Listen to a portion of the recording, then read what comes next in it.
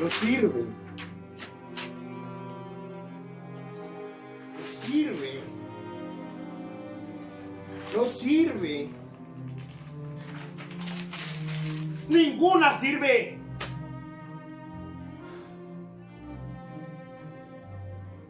¿Qué te pasa, José Milla? ¿Qué te pasa? ¿Será que en este lugar en donde estoy ahora,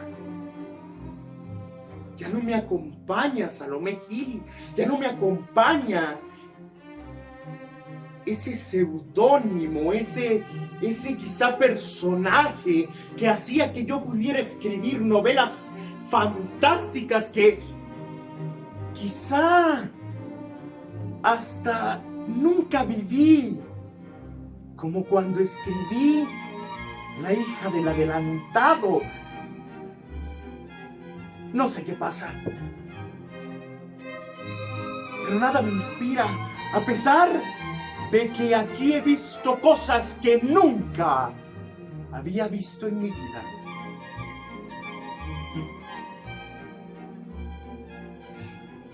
Pero de lo que sí me recuerdo es de una historia que tiene que ver casi conmigo, según dice la gente. De hecho, algunos dicen que esta historia era mi historia. Hoy les contaré un poco de la verdad de esa historia. La dejé plasmada para que todos ustedes la pudieran soñar, para que la pudieran imaginar. En un libro que titulé La historia de un Pepe. ¿Por qué la historia de un Pepe? No por José. Así se le decían a aquellos niños que eran recogidos, que eran pepenados. Y es que así inicia esta historia que hoy les contaré.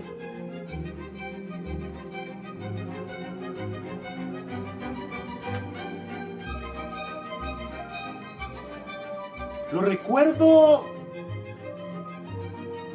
esbozado con una capa negra, un sombrero de ala ancha, y así se escabullía entre calles, entre casonas, entre parques y cementerios.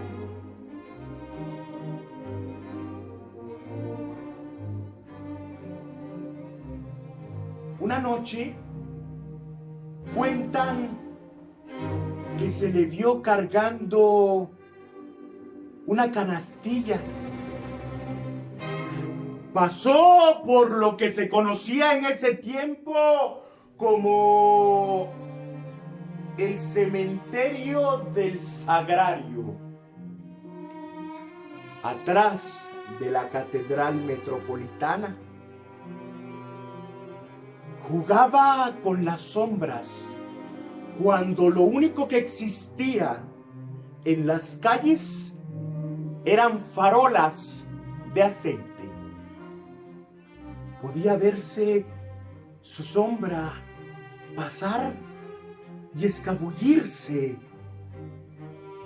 entre las paredes de las casas, hasta que de pronto divisó un balcón. Se dio cuenta que podía dejar ahí la canastilla, que estaría seguro el contenido de la canasta y se marchó. A los pocos minutos, el llanto de un bebé se escuchaba desde esa canastilla. La gente que habitaba la casa, gente de Abolengo, recibió a este niño, lo adoptaron y se volvió como su hijo. Mientras tanto, aquella figura con sombrero de ala ancha, con capa negra y además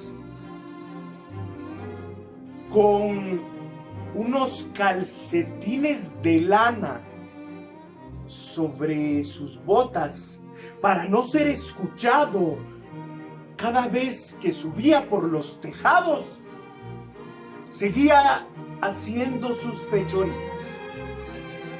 Pero no eran cualquier fechoría, no. Robaba en las inmediaciones de las casas de la plaza central, de el portal del Señor, del pasaje Aycinena y del portal del comercio. Todas casas de Abolengo. Decían que robaba a los ricos para darle a los pobres. Yo en algún momento escuché una historia similar del viejo continente. Y justo por eso fue que me inspiró para colocarlo en una novela. Todo mundo, por su forma de actuar, lo empezó a conocer como Pie de Lana. Dicen que muchas veces lo persiguieron y que a pesar de que en algún momento lo rodeaban en ciertas casas de lo que ahora ustedes conocen como la 9ª y 10ª Avenida y además la calle de los Mercaderes, que para ustedes es la 8ª calle, simplemente se esfumaba. ¿Cómo le hacía? Después los gendarmes se dieron cuenta de que Pie de Lana tenía túneles que conectaban casas con otras casas y esas mismas casas hasta con el cementerio que se encontraba detrás de la catedral.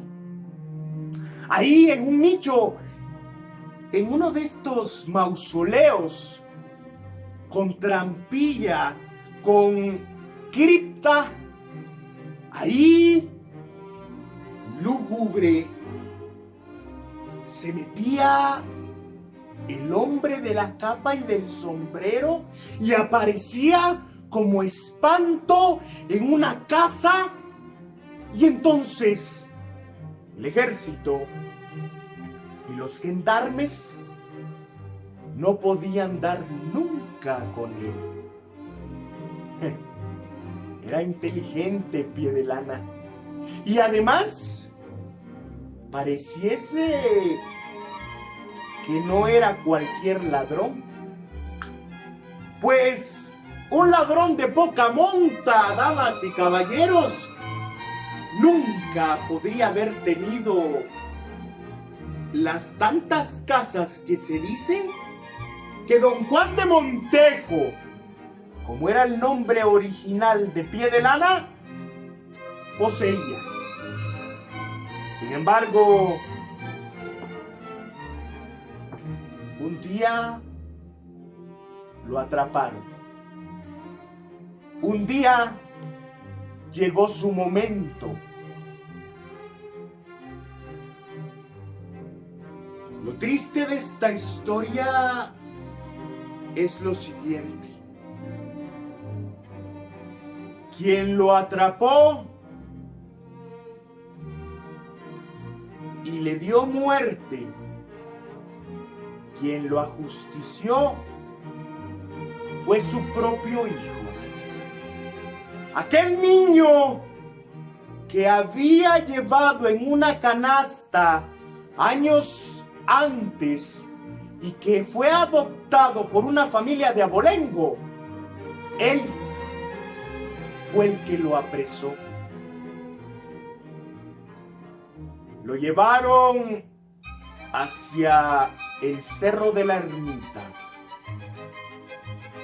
conocido por ustedes como el Cerro del Carmen, y en un aguacatal que juran muchos que aún existen, pero no, amigos.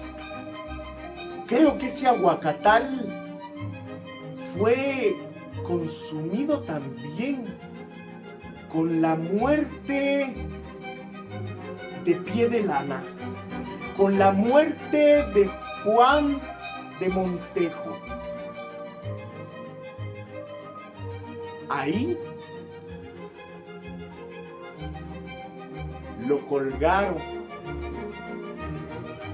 Y antes de colgarlo, pidió disculpas a su esposa y a su hijo, que llevaba por nombre Gabriel. La horca cayó y así terminó la vida de Pie de Lana. Lo que muchos no saben de esta historia es algunos secretos que yo dejé plasmado en ese libro para que ustedes descubrieran. Uno de sus próceres, uno de los próceres de la independencia de Centroamérica, fue mi inspiración para contar cómo Juan de Montejo fue a dejar en una canasta las puertas de una casa de una familia de abolengo a su hijo. Un prócer que incluso ahora su nombre lo lleva una universidad muy famosa, Mariano Gálvez. Así conocían a este personaje. Y sobre el pillo, sobre el ladrón, dicen algunos, la gente siempre habla cosas, que yo me basé en el primer fusilado en la Nueva Guatemala de la Asunción, un bandido que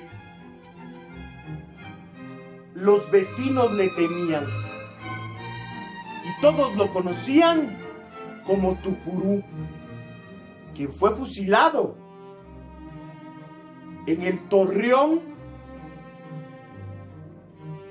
de la Ermita del Carmen. Dicen ahora alguna de las casas, de las tantas casas de la 9ª, 10ª avenida y otras de una calle que lleva también el nombre de uno de mis personajes de otra novela, Juan Chapí. Justo en una de esas casas, aún posiblemente se encuentra escondido y enterrado el tesoro de Pie de Lana.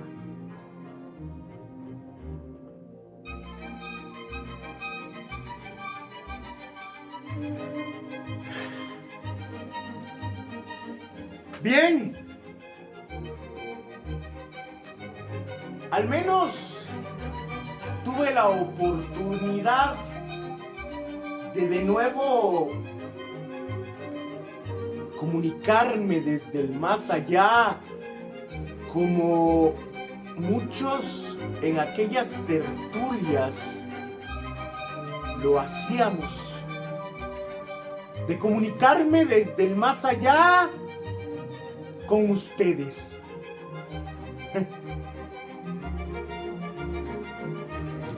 Se despide de todos ustedes Salomé Gil.